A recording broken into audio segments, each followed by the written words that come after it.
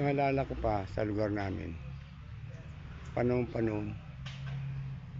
nila nagdaan mga presidente, sila Arroyo, Aquino, Ramos, Arroyo, sila Pinoy. Talagang ang karanasan ng mga Pilipino ng mga panahon noon sa drug ay grabe. Yung mga anak ko nga, pag sumasakay ng FX, madalas ang pakiramdam nila, nakikiramdam sila kasi may mga sumasakay ng FX na mga hold-upper. Alam ng lahat yan dito sa lugar namin sa Kogyo. Mga akyat bahay, meron silang sinasabi na pag daw pumapasok ng bahay, meron daw pinaamod, nakakahilo, nare-rape pa yung mga natutulog, pero hindi ako naniniwala.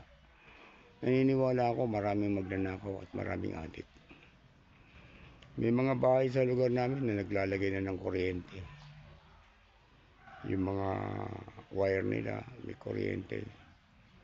Tapos yung likod ng mga bakod nila, nilalagyan nila ng mga pako. Kasi may mga lumulundag dyan eh. Panahon noon ha. Nung dumating si Duterte, inuso niya yung tokhang. Pinasurrender niya lahat ng mga adik. Ang dami nag-surrender. Nagulat kami. Yung mga kaibigan namin, mga kapitbahay namin, mga adik pala. Sumuko sila lahat sa tokhang ni Duterte. Ang dami nasaktan. Totoo yun.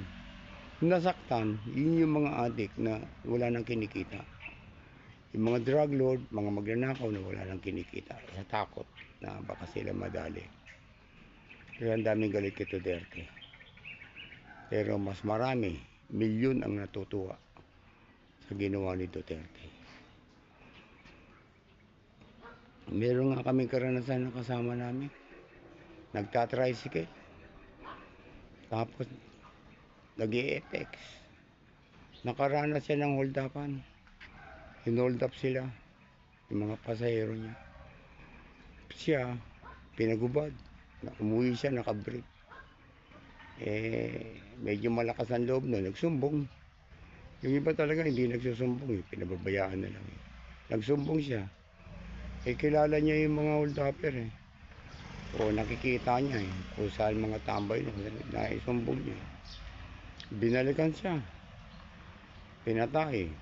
O binaril sa mukha. Ganun lang ang kalakalan noon. Kaya nung dumating si Duterte, ang dami na to.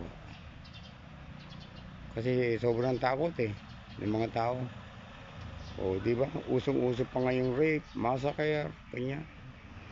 Sa kalsada, mga panggabing babae na umuwi galing ng Jollibee, nagtatrabaho sa Jollibee, parehas kong lumaban. Pero nare-rape, pinapatay. May kumikilos ba sa mga pulis? Panahon nila aksyon yan wala. Kuratong Baliling, sikat na sikat nung panahon nila aksyon. Wala. May kumilos ba? Nga lang sila. Puro lang sila kwento. Pero totoo, naghihirap ang taong bayan sa dami ng mga adik. Ang daming takot Magsumbong ka, hindi ka papansinin kasi baka raw may kapit sa taas. Totoo yun. Ngayon, wala na si Duterte. Bumalik na yung mga adik. Dati si Duterte nagpapakulong, ngayon yung mga adik na nagpapakulong. Pinakulong nila si Duterte. Diba? Yung mga pinaggagawa nila. Yung mga nakaw na ginagawa nila, inubos nila ang kamad ng bayan. Pera ng bayan, inubos. Wala nang natira. Pati ginto, inubos. Ngayon sila na nagtuturuan. Wala silang awa. Mga walang kwentang tao. Parang hindi mga Pilipino. Hindi kayo naaawa sa mga kapwa nyo Pilipino. Hindi kayo nahihiya sa pamilya nyo. Mga magulang nyo, hindi kayo nahihiya. Ang kakapal na talaga ng mga kamukha nyo. Tama yung sabi ni Duterte. Pagka lulong ka na sa droga, wala na. Bulok na utak mo. Wala ka na sa tamang kondisyon. Hindi mo lang alam ang ginagawa mo. Kaya ganyan. Kita mo, ang dami nagsasabi, adik. Wala. Sa walang kibulang. Iniintay yata nito yung talagang bulat-latin siya ng gusto eh. Kalad ka rin palabas eh. Maawa ka sa taong bayan, mag-isip-isip ka. Kung meron ka pang natitirang Panginoon, humingi ka na ng tawad. Lumayas ka na dyan.